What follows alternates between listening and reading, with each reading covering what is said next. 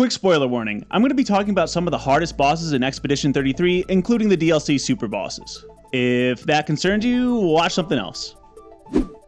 Now that I've thoroughly eviscerated Simon with no Luminas, no dodging, and no parrying, it's time to turn my attention towards the new superbosses in the Endless Tower. In this video, I'm going to be defeating the Chromatic Lampmaster, and I'm sorry to tell you, I couldn't figure out a method of defeating it with no Luminas, dodging, or parrying.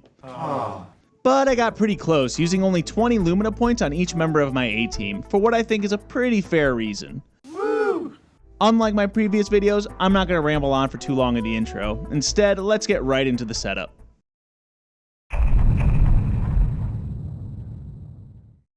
Alright, let's talk about Maelle again. If you saw my last video, you know my feelings about her as a character. And again, in this case, she's useless. At least this time I gave her the auto-death picto so she can end her misery early. That being said, I already cooked up and battled another super boss, and Maelle is the MVP of that one, so if you want to be notified when that video comes out, make sure to subscribe and ring that bell.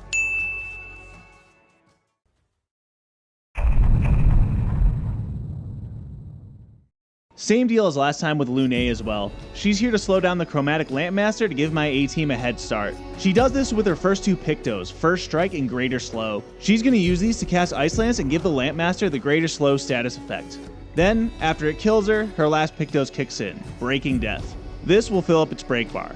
That's right, it's a stun lock loop again. Let's move on to the A-team.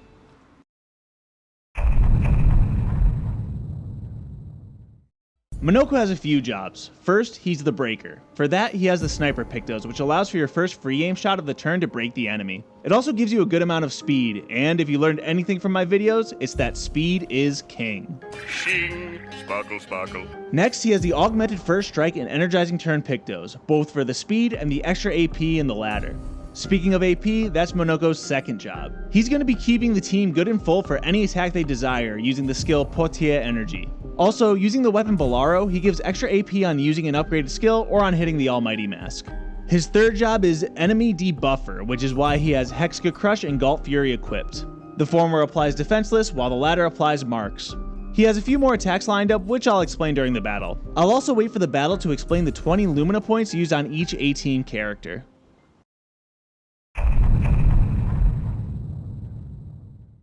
Next on the A-team is Sciel. Her main job is speed control. She does this with arguably the best support weapon in the entire game, Lithicin. Its passives give her AP when applying buffs and debuffs, and give the enemies greater slow with a sun charge.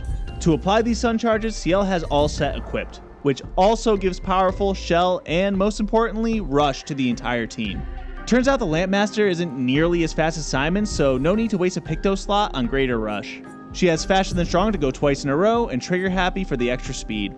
The new pictos to the party is Energizing Rush. This gives 2 AP on applying Rush, which Sciel uses to give AP to the entire team each turn. She also comes with Fortune's Fury to boost attacks. Like Monoco, she has a couple of extra attacks that I'll explain during the battle.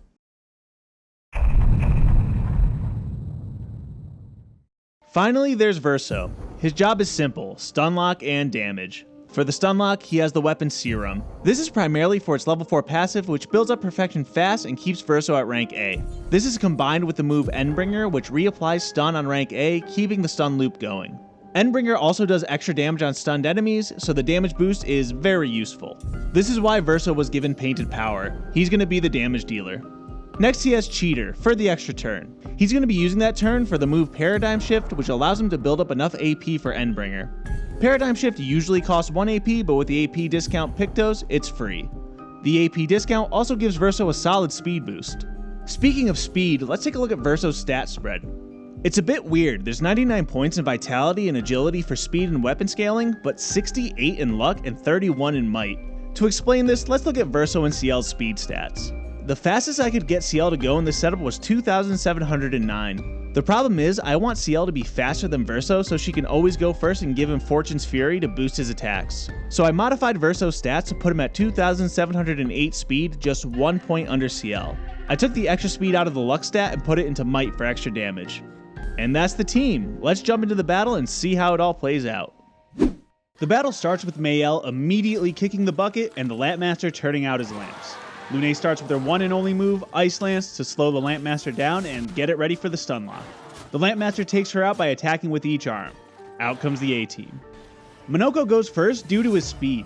He starts off by immediately shooting the Lampmaster to break it. While the Lampmaster is stunned, it turns off its extra turn gimmick. I don't totally understand how it works, but it seems like the Lampmaster gets 2 extra turns after a certain amount of player turns. Anyway, with the Lampmaster broken, Monoco uses Portier energy to make sure Verso and Sciel have enough AP for their moves. Sciel is up, and after putting out the lamps with free aim shots, she uses All Set to buff the A-team and give them all AP. She does All Set one more time to top them all off. Verso is up, and he shoots the Lampmaster 5 times to fill up some perfection. A paradigm shift gets Verso to rank A for his next attack. He then uses Endbringer to start the stun lock loop. Now, the Lampmaster is a DLC Superboss, so unfortunately it's going to be a little trickier than just stun lock looping him to death. But for now, let's talk about damage. Monoco is up and has 2 turns because he's so fast.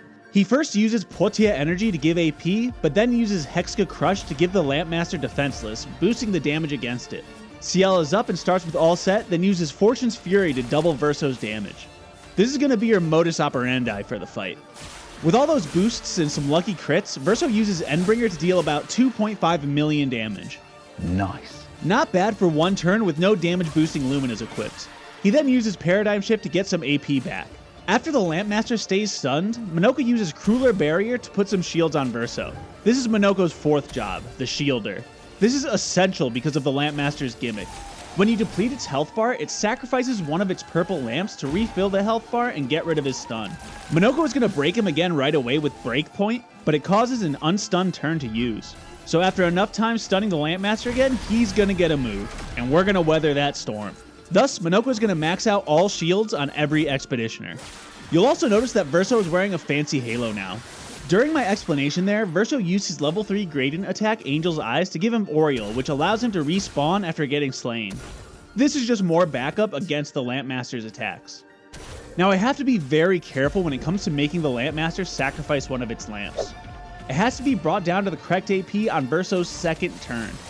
This is so the Lampmaster only gets 1 turn of not being stunned to minimize the number of times he exploits his extra turn gimmick.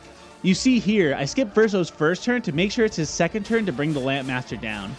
Then, when the Lampmaster sacrifices a lamp, Monoco is up and uses his level 3 Gradient Breakpoint to automatically break him. Then, the loop starts all over again. This is one of the reasons I made Monoco so fast and Sciel and Verso so close in speed. Throughout the battle, Sciel always goes once before Verso, and Monoco always gets 1 or 2 turns in before it's Sciel's turn again. Meaning Monoco will always go after Verso, giving him the opportunity to use his level 3 Gradient to stun the Lampmaster when it's time. A couple of things before the fight gets spicy again. Occasionally, I would use Verso's level 2 Gradient, Striker, for extra damage. That way I could both do a lot of damage with Striker, and on the 2nd turn, use Endbringer for even more damage. It didn't do all that much more, but it kept the fight a little more interesting. That's why I equipped Monoco with Galt Fury to mark the Lampmaster before using Striker for even more damage. Also, when it came to knocking the Lampmaster's health down just enough so he would sacrifice a lamp at the right time, I strategically used the Quick Time event to modify Endbringer's damage.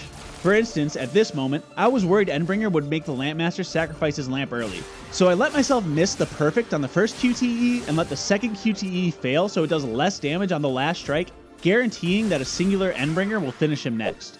At this point in the battle, I also failed the first QTE to make sure Endbringer only got 2 hits to blunt its damage even more.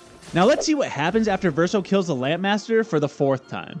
It flies off menacingly to attack and absolutely rips through all the shields Monoco stacked on the Expeditioners. This is why Sciel shot out all of the Lampmaster's lamps, by the way. They'd occasionally be shooting randomly throughout the attack if they were still lit. At the end of this attack, the Expeditioners are left with 1 shield each. This is where some luck comes in. If the Lampmaster did its spread move, it would wipe the team and I would have to start all over, which sucks because it's about 25 minutes into the fight. Luckily, this time it only kills Sciel, which is the best case scenario. Monoco is able to go next and break the Lampmaster right away with Breakpoint, turning off its extra moves gimmick. Monoco then revives Sciel on his next turn. On his final turn, he gives an energy tint to Verso to make sure he's able to build up the perfection to get him back to rank A, because Verso lost some from getting hit. After a couple of free aim shots and a paradigm shift, Verso is able to Endbringer to lock in the stun loop. With the full team back and Sciel sending an all set, the rest of the battle is guaranteed. Since this is the Lampmaster's last life, this is our victory lap. While the end of the battle plays out, this would be a good time to explain which Luminas I used. Those would be Draining Cleanse and Anti-Stun. The Lampmaster's attacks can stun and apply status effects, the most devastating being Silence.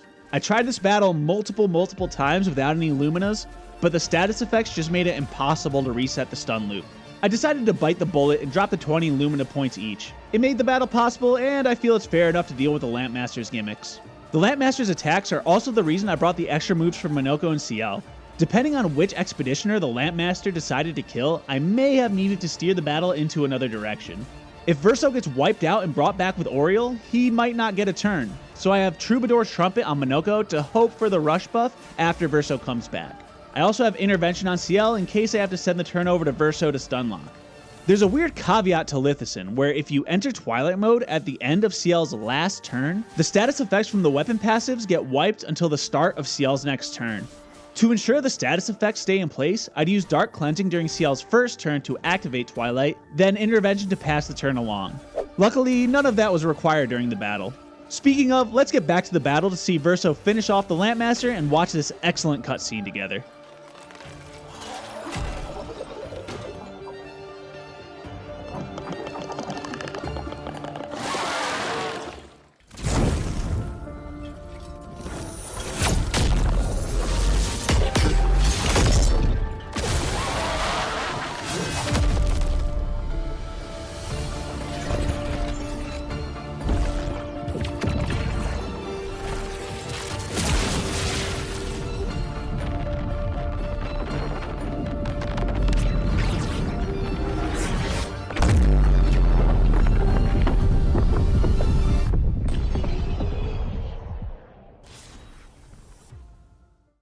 And there it is, I have successfully defeated the Lampmaster without dodging, parrying, and with only 20 Luminas per A-team member. The whole battle took just under 34 minutes, which isn't exactly fast, but it's not too bad for the constraints I was working in.